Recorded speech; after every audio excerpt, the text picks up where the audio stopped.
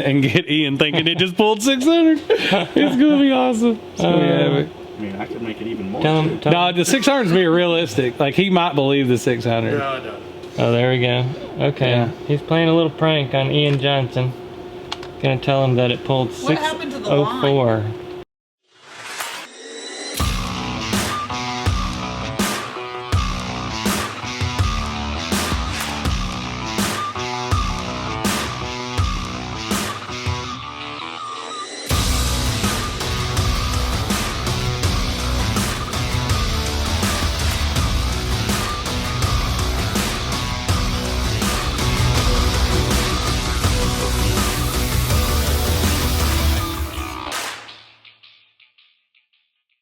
This is a big old building. It ain't screwing around. Yep, that is a big old building. Holy cow, right?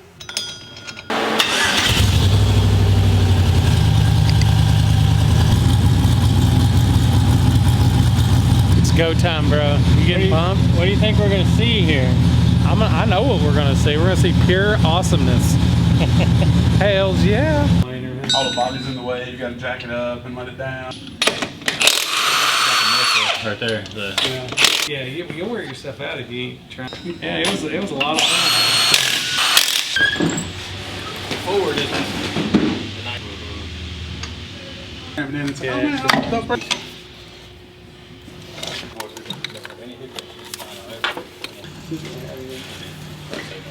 So one of the bigger issues is, you know, with some of the or most of the dynos out there, if it's wide enough, you can put just about any vehicle on it. But they actually have to machine the adapters to go from the hub to the dyno, and he's got a rack over there of all the various hubs, depending on bolt pattern and things like that. So it's a little bit of a chore to set up, but you know, I guess considering you're not worrying about strapping a vehicle down, time-wise, it's probably not. Like the Dodge Vipers and the Corvettes, where you can't really put straps. Right. If there's nowhere to put straps, you don't have an issue with that. If the car's this high off the ground, like a C6, Z06 that's this high off the ground like they all do, you don't have issues with that. Right. But the guys, they can usually have a car loaded in 10 minutes or under. That's awesome. So it's really not that, it doesn't take that much more time than a regular dyno. There's no straps, so the car doesn't try to come off. On these big power cars, like we just did one that made like 1,700 and something, the front end lifts up a little bit, but it's no different than a 200 horsepower car. Like, it's a little more noise, but it ain't like tires spinning, trying to come off the dyno. Like, these are married to the floor. They're not going anywhere. We're ready. We're ready? Oh, I think we're ready. I'm so excited. Bruh. Bruh? Bruh? Bruh. Bro. Bruh. Bro. Technology's great.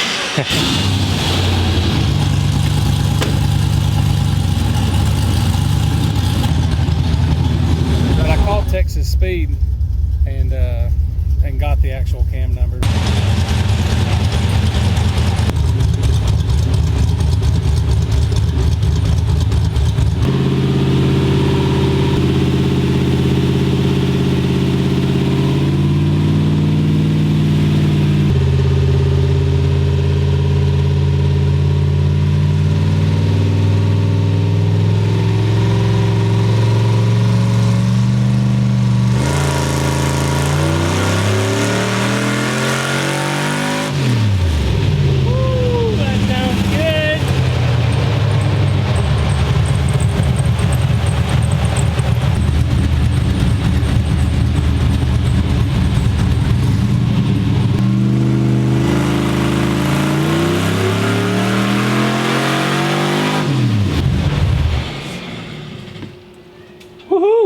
That was fun. I like that sound. I think the drive shaft needs balancing. Why? Could you feel it? So tell me what you're doing now. I think you might have a knock sensor taking a dump. Probably a dry rotted harness would be my guess. Really? Because those harnesses never get changed and they dry rot. So with the knock sensor going bad, what's that going to do when it eventually does take a crap? It just pulls spark. So it pulls power. It pulls timing. Usually when a knock sensor goes bad, you get a check engine light and you'll see it'll pull whatever max knock is. It'll just, as soon as you go tip in, it'll just go max knock. And that's how I knew the sensor. And then I checked and sure enough it had a code for the rear O2 or the rear knock sensor. It's real common. It's probably, just looking at your harness, it's probably a dry rotted harness is probably your problem. The knock sensor might actually be fine. It's probably the harness. It's nothing to fix that. Like nothing. Right, and you have a device. We gave you a device, so you What's can the device? actually. What's the device? Yeah, I want to see what this is. You can use it to diagnose what is actually happening. Say it again. So what does this do? MPVI2? This is an MPVI2. This is the product that HP Tuners produces to interface with the car's computer and a laptop. So this is all the tuning that was done on the Comanche today was done with this device. But I have to be smart to use that. Well, not really. Even you can. Even you can Even use I can it. use it? It's simple science. What you can do too is you can data log when you're out in the field. Right. And get me a 5-10 minute data log, send it to me, and then I can, because what we did is great and all, but the best would be you out doing what you do and tuning based off of that. Well, when you get it back and you're like, Right. dude, it said you got 320 degrees in the coolant. Yeah. You got to do something about that. Be like, yeah, we probably need to. I mean, So you plug it in while you're wheeling, and it'll collect data, This and thing then you is- email it to him, and he can assess the file and change it, email it back to you, and you can load it up into the Comanche. Okay. So you can also So diagnose. we can tune via the internet with this thing. That's Via pretty email, cool. remote email. Yeah. Yes.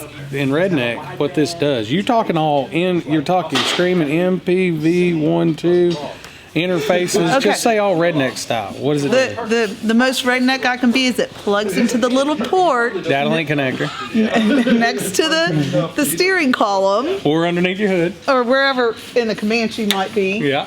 Wherever Matt put it. Turn on your laptop, and it allows you to go into the vehicle's computer, and if you, for the simple corrections like tire size or gear size, you can just pull it up. It reads the vehicle, gets all the information from the vehicle, and then it gives you buttons to push. And you push the buttons, and it says, what size tires do you have? What size gears do you have? And you just fill in the questions, the answers to the questions. You can take this off-road, you have this plugged in, it'll read the vehicle while it's performing, and then you will have a file like any other file, like a Word document or a Excel spreadsheet You're getting on Redneck again on us. or a picture. If you save a picture on your computer, it's a file. You can save a file of how your vehicle runs and send it to a professional like David, who can then write a file for it, email it back to you, and you upload it. Can we rename this the doohickey?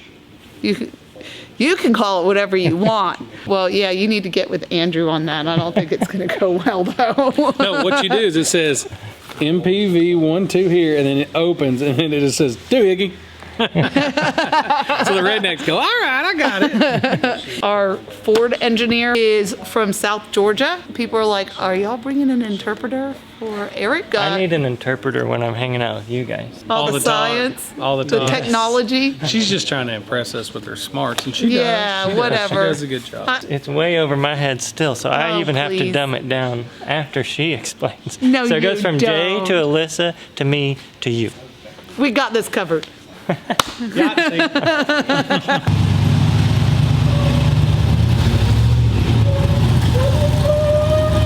Let's go for a little test drive. You think I can drive it without stalling it now? That's the goal, amigo. This place is so nice that we brought a giant piece of shit Jeep.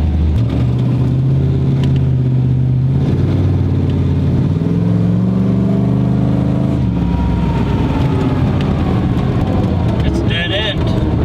Coming in hot.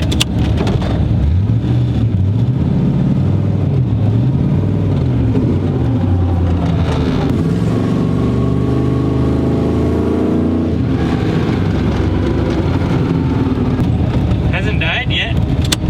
Drivability, bruh. Bruh. Right. Bruh. Right. Bruh. Oh, now we're good. Got a shift in there, dummy. Just seeing how high I can rev it. Oh, until it hit the rev limiter, it only go to 6,500. Hey, it didn't even stall when I shoved it in first. It's pretty It's not good. supposed to. That's great. It always used to, though.